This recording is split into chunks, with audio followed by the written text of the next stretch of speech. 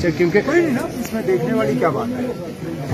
हमें तो मालूम था कि कहीं ना कहीं ये होगा। मुझे तो अफसोस बारामूला पार्लिमानी हलके के लोगों के लिए है, क्योंकि ये बेल उन्हें उनकी खिदमत के लिए नहीं मिला है। ये बेल उन्हें पार्लियामेंट अटेंड करने के लिए नहीं मिला है। ये बेल एक मेंबर पार्लियामेंट की हैसियत से काम करने के लिए नहीं मिला है।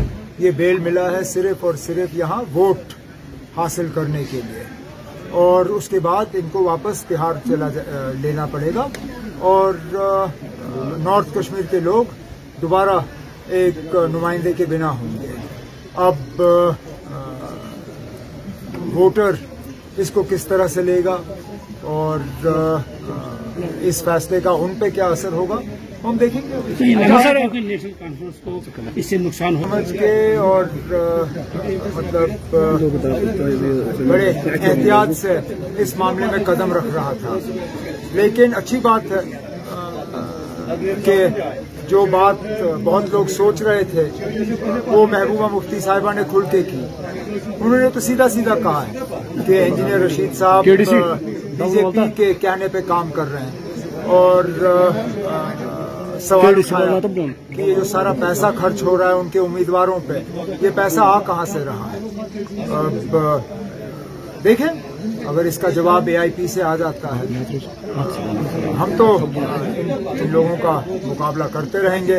और हमारी वोटरों से एक ही गुजारिश है कि इस इलेक्शन में अपने वोटों को वो तकसीम ना होने दें, क्योंकि बीजेपी की लगातार साजिश है।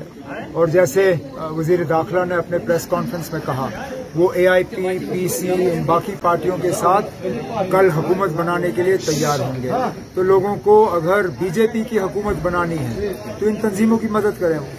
उस पे कोई सुनिए, वो बेवकूफ है बानिहाल वाला, उसको अपनी जबान पे कंट्रोल नहीं है, लेकिन उसकी अपनी पार्टी ने उसके बयान को जो है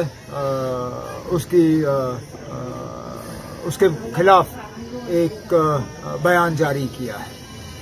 अब वो बानिहाल वालों को इतनी फ्रस्ट्रेशन क्यों है, उसको अपने जबान पे कंट्रोल क्यों नहीं, मुझे इसका जवाब मेरे पास है नहीं।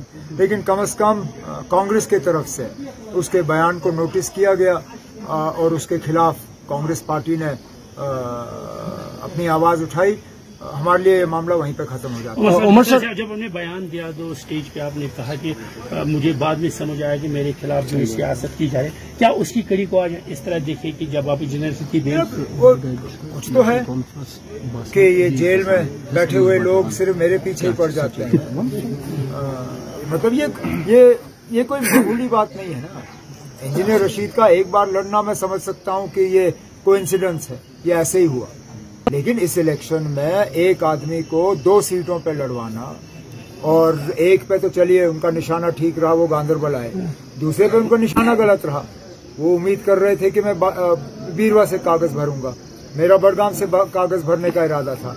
अगर मैंने 2 दिन पहले बड़गाम का ऐलान किया होता, आप मान के चलिए कि वो क्या नाम है, सर्जन बरकती, उसने बड़गाम से कागज भरा। तो ऐसा हम मान सकते हैं कि उमर साहब को असेंबली जैसे पार्लियामेंट से पहले दूर रखा, अब कोशिश ये की जा रही है कि असेंबली से भी कोशिश तो ये कर रहे हैं ना। लेकिन मैं उम्मीद कर रहा हूँ कि इस बार इंशाल्लाह उनकी कोशिशें नाकामयाब होंगी। उमर साहब पहले का है ना, ये आपको आज कोई नई बात मैं नहीं कह रहा हूँ। मैंने तो साफ तौर अपनी तकरीरों में कहा है कि इंडिपेंडेंट को वोट देना बीजेपी को वोट देने के बराबर है। अगर आप बीजेपी को बाहर रखना चाहते हो तो नेशनल कॉन्फ्रेंस और नेशनल कॉन्फ्रेंस के अलायंस को वोट दीजिए।